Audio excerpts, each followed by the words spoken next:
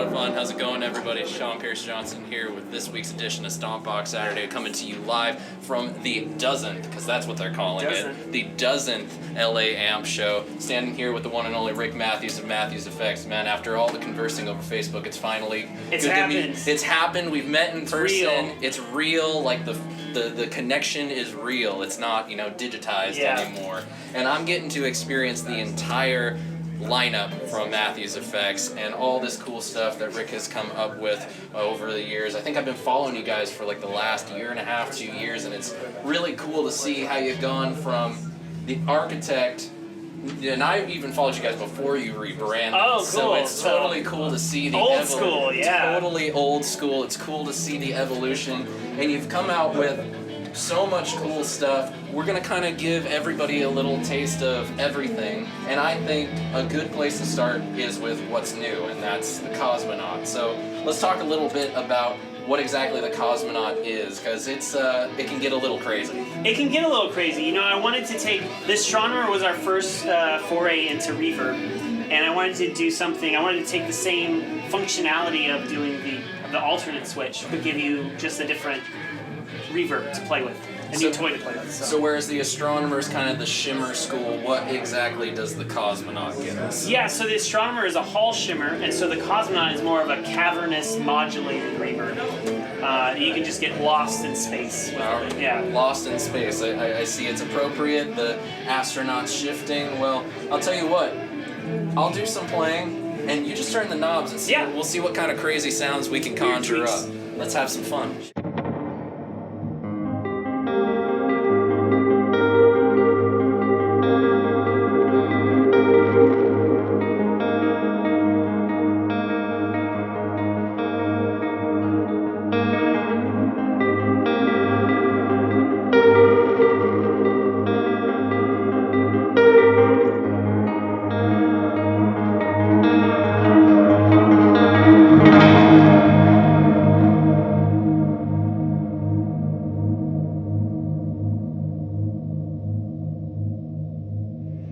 Be able to go away and have a bite right now. That's really cool.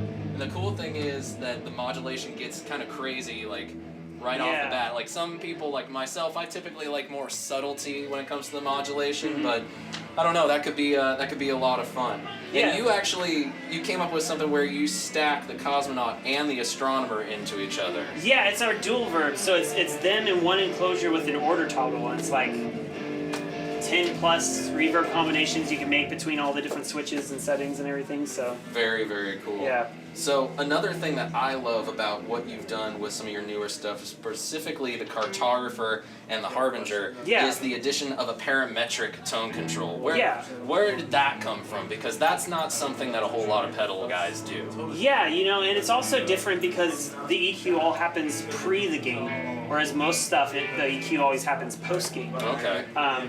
Yeah, and I got inspired by the old Pearl pedals. Oh, and so, okay. Yeah, Pearl has the ODO1, which is a parametric overdrive. Huh. And so I got really inspired by that and wanted to kind of do my own take on that for the Cartographer and did a bunch of tweaks to the circuit. Sweet. And then for the Harbinger, I basically took that EQ section and placed a rat-based gain structure after it. All right. And incorporated those into each other. So cool. You can get some very interesting tones with the Harbinger you can't normally get with a rat-based distortion. Well, then why don't we do exactly as the graphics suggest and bring upon the destruction that comes with a black and red pedal. I think I have to do something appropriate for it, though. We're gonna start low gain.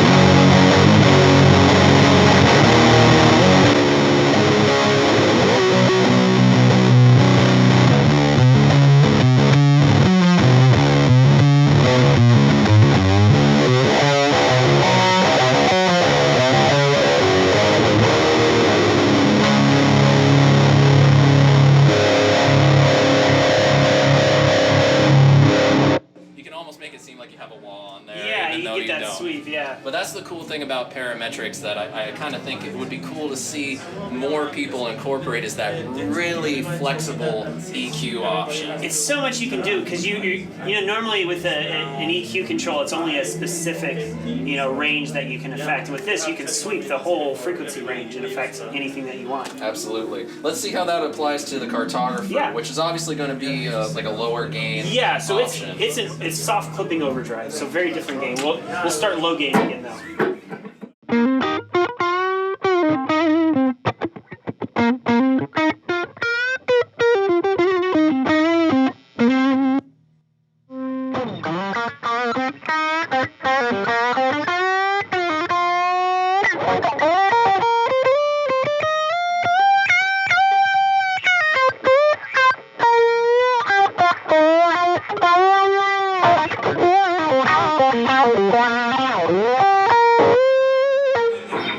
I didn't even have to move my foot. I know, right? I didn't have to Magic. That's the best part. Yeah. Man, that's one of the cool things that I love working in like the pro audio realm is being able to really sweep that filter and just really get into that frequency range that it's like sometimes you only need a little, sometimes you need a lot, and that's so much fun. That's what's cool about both of those is they can be really subtle EQ controls or they can be really drastic EQ controls. Because sometimes you switch guitars and you just need a little bit less highs or a little bit more lows. Totally. And so those both are lifesavers when you're switching amps or switching guitars. I couldn't agree with you more. And the one thing that I have been hearing many people ask about at the show this weekend, and one that I was definitely keen to check out, is your fuzz, the Wailer. It is something that personally for me, as kind of, I like the old school fuzz approach, your typical fuzz face, even leaning into Big Muff. And I have a fuzz factory at home. I love it. It's a lot of fun to work with. But sometimes the Big Muff doesn't cut it, the fuzz face doesn't cut it, and the fuzz factory can borderline on unusable sometimes. This is totally different than that. Yeah. Give us an idea of the inspiration for the Wailer, where it came from, and what you were looking for, because I feel like I hear what you were going for, but I need to hear it straight from you. Sure. Yeah, the gain structure on the Wailer is completely original, which is hard to say. Like you said, most stuff is Big Muffs or, fuzz faces, fuzz factories.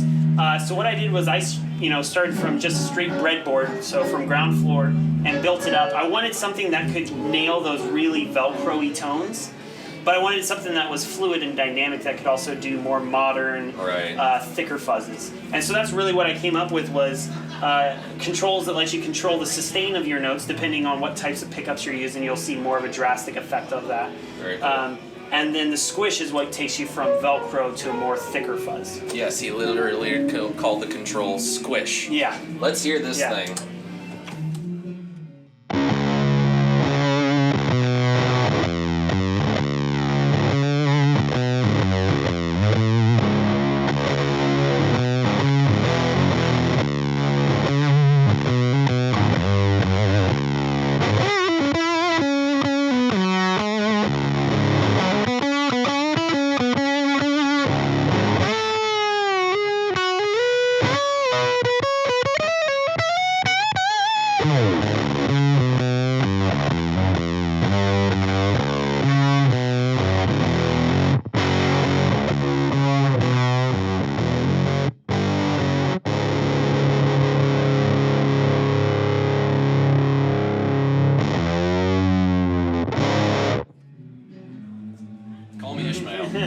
Call me Ishmael. Yeah. That was pretty cool.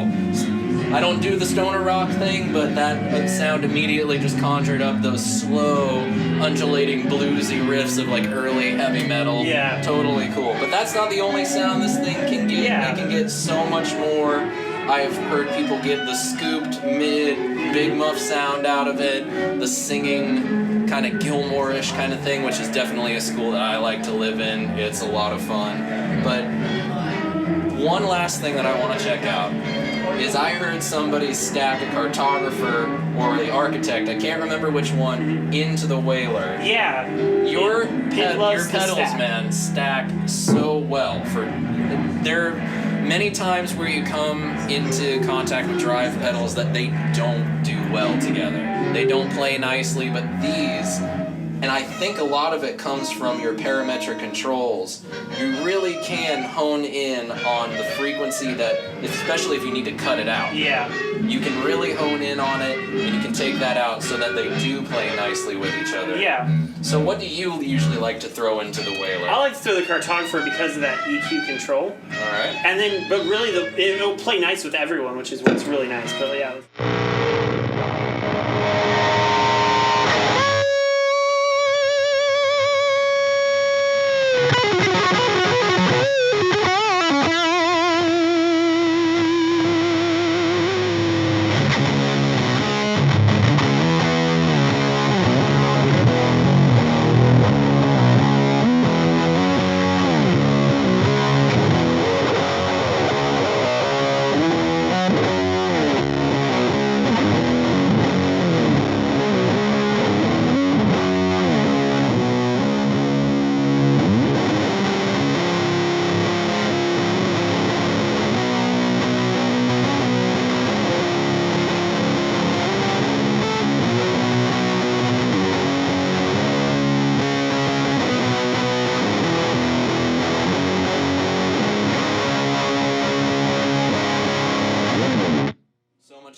So much fun.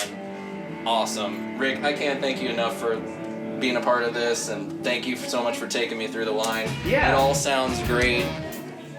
I'm sold. I'm sold. I'm absolutely sold. They all sound great.